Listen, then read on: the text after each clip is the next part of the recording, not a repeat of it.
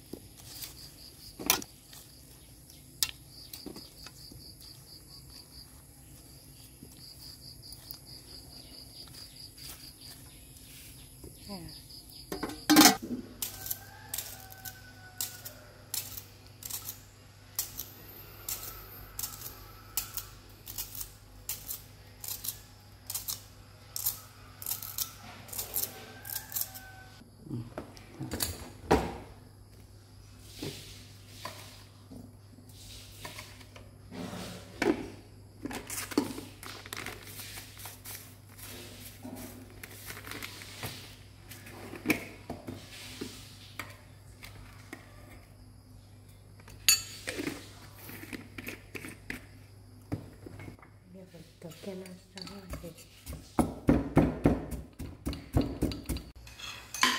Nó to luôn không?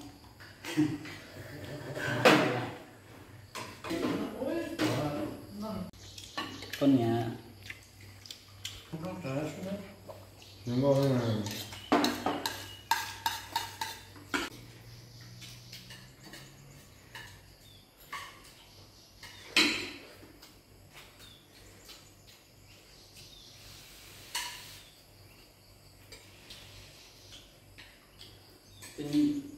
cái nhà nộp cơ hay nộp sức xả? ít gì không? Chưa nào?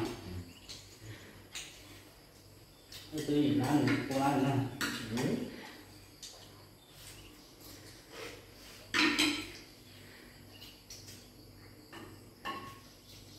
Đầu tiên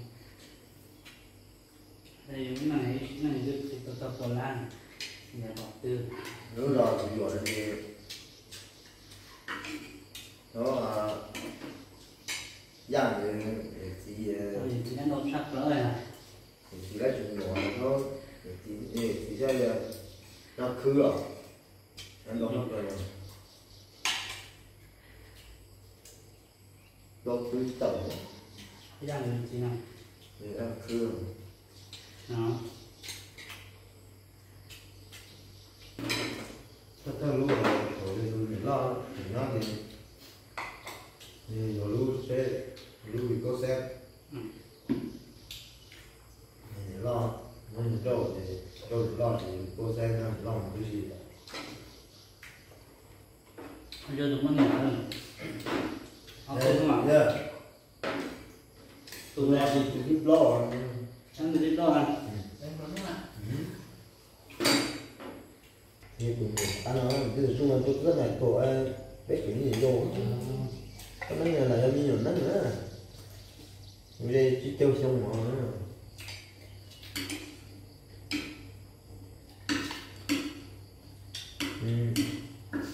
nhưng mà không có điểm không hạ thì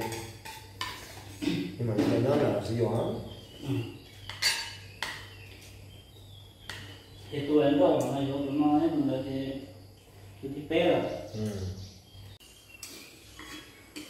nó không là gì vô đâu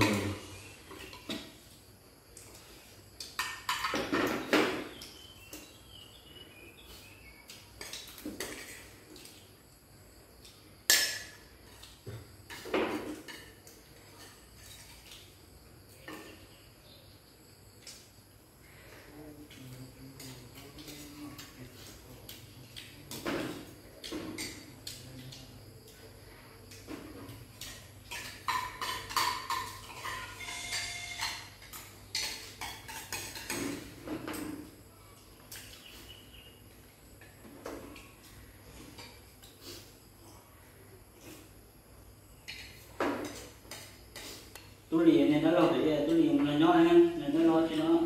tôi lì đây cái bảo tôi liền à ra lò đây rau củ là củ đường nó là chơi cú hơn nó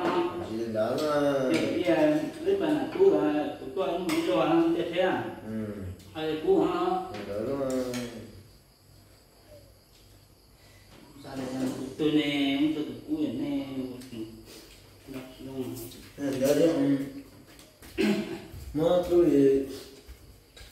là nó bông đợi không